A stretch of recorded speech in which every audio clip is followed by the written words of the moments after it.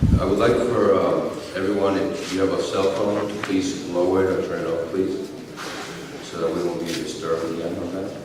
No? Exactly.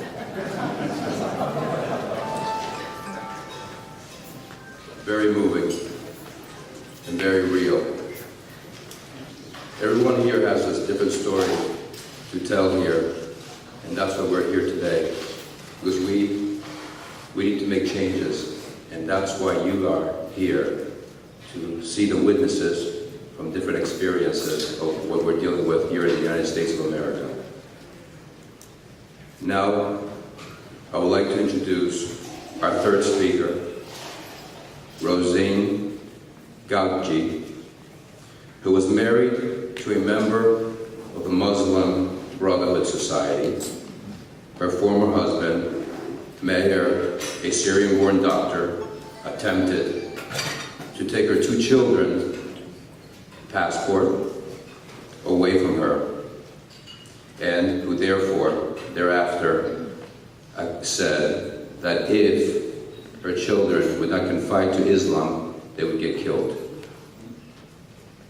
Her brother-in-law, Hisham, was a logistic officer for a terrorist charity organization and trained with Al-Qaeda terrorist camps. Ladies and gentlemen, Ms. Rosine Ghawji.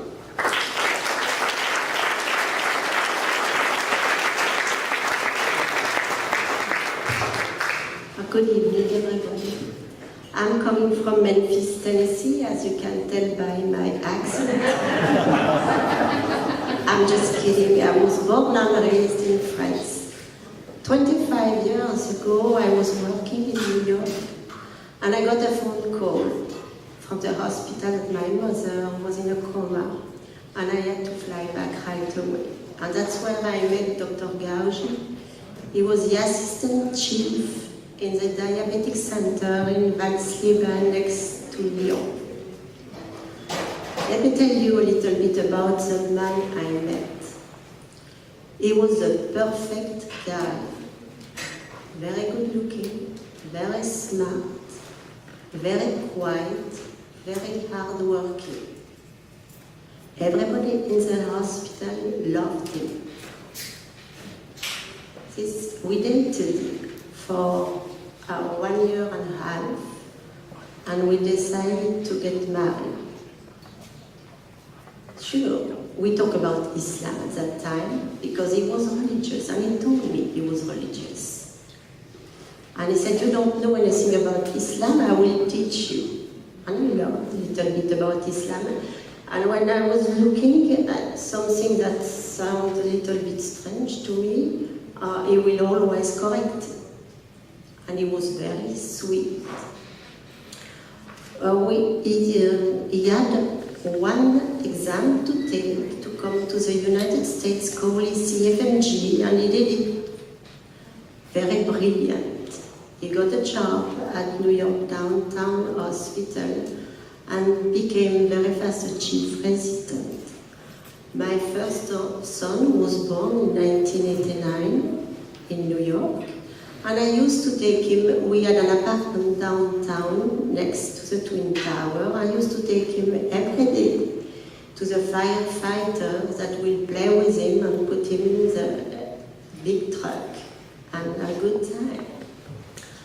My husband was going to the mosque.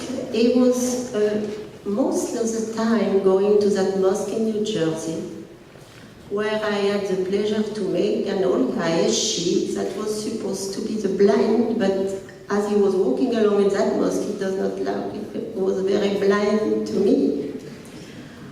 Everything was peaceful.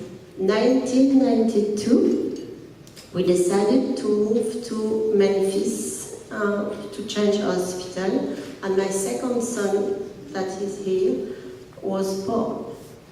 1993, that's when things started getting bad.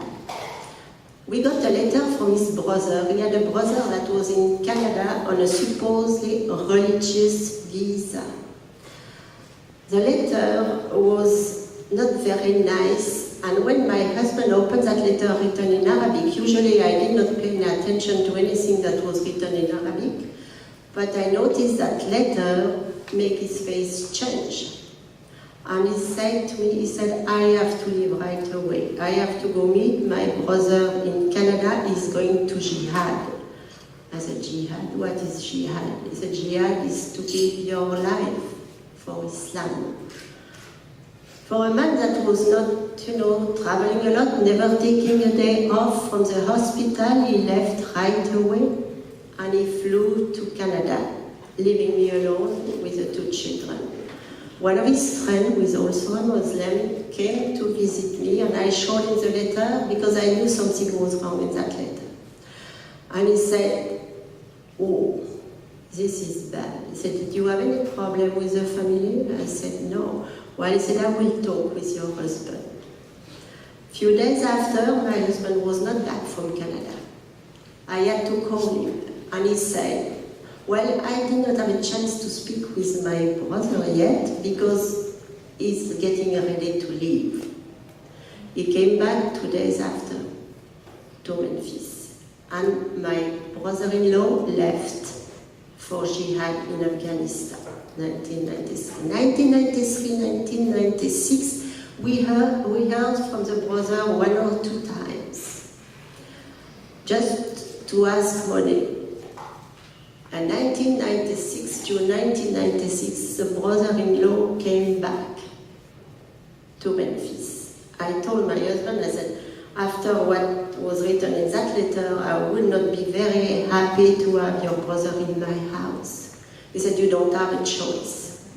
It's my brother or you leave. So I hosted the brother. He was very nice with me. I have to say that. One night he comes to me and he said, I would like to watch the news. It was June 1996. I would like to watch the news. I said, you're welcome. Go ahead. He said, watch the news, and you can tell by his face that he was waiting for something that did not happen. So he went to bed, and at 2 o'clock in the morning, the phone rang.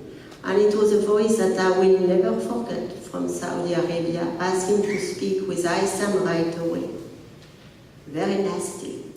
Aysam spoke with him, and the next day he asked me again to watch the news. It was 11 o'clock at night when CNN said that the Khobar Tower exploded. At that time, my brother-in-law get off his seat and put his arm up and said, we got them. I said, what do you mean we got them? The American? Oh, what? What did you get? He said, the Americans, they never had a war on their own soil. They don't know what it is, but pretty soon they will. And I watched the TV and I saw those towers bombed and I looked at him and I said, oh my God, there is something very wrong here. He left and went to work for Florida with a friend of my husband.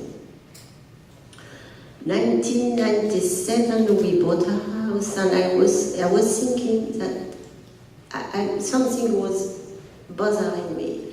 I said, they are going to attack this country. There is no way. I have to make sure, and I could not say anything to my husband because I knew he was going to be on the side of his brother, and I knew the brother was bad, but it's not because you were born in a donut shop that you are a cop.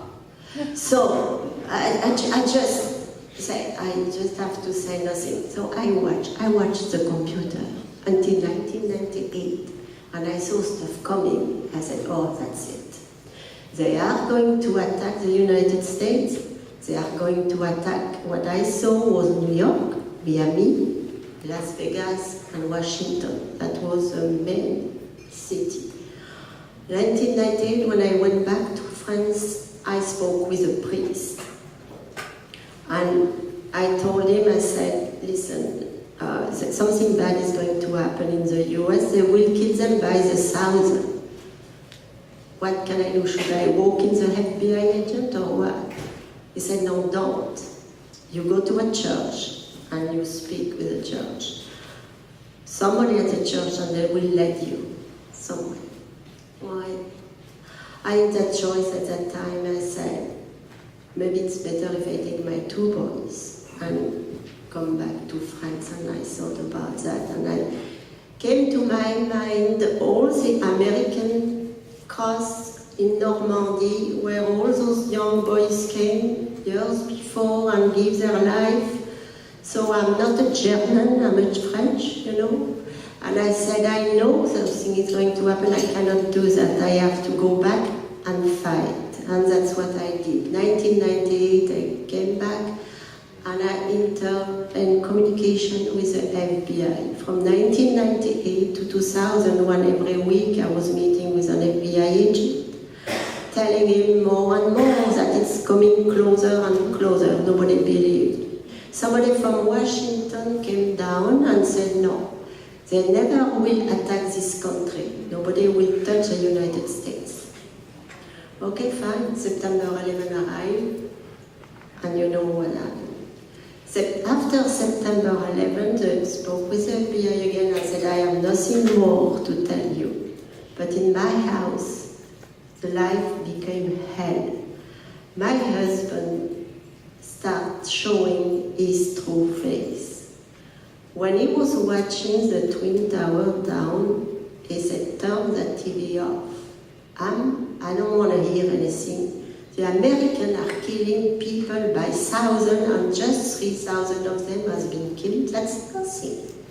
That's nothing. We should do more. I said, who is who? Who is we? We should do more.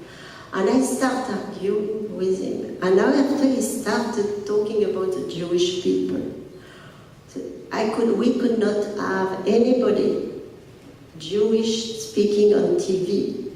And one of these days, Daniel Pipe was talking about the Wahhabi. And my husband was watching the Wahhabi. And he said, look at this Jew talking about Wahhabis. He does not know what Wahhabis means. I'm a Wahhabi. I said, you are a Wahhabi? You told me you were a Sunni. He said, surprise. Okay, so the life became so difficult. I tried not to show anything to the children. It was an everyday fight. He started threatening my life. And he said, oh, because I opened my mouth, I was not anymore the little wife that would not say a word. When he was, I said, what do you have against the Jewish people? I said, you know, so far, I have never seen a Jewish guy blowing himself up in Germany to retaliate against the Holocaust. No, never. So what do you have? Who did they attack? Who did they fight with? What did they do? They learn they are lawyers, they are doctors, they have best side, they try the best for themselves. What do you are working with Jewish people because his partners are Jewish, or both partners are Jewish. And I decided, so he became so mad that he said, you know, first we have to speak about the children. I have 2 boys, he said, I don't want any contact with any Jewish people. Oh, okay. And first you have to start not taking them anymore to the soccer or to chess tournaments. This has to stop. I'm not going to pay for that. Now I'm talking about a doctor that is making a lot of money. I said, well, I'm so sorry.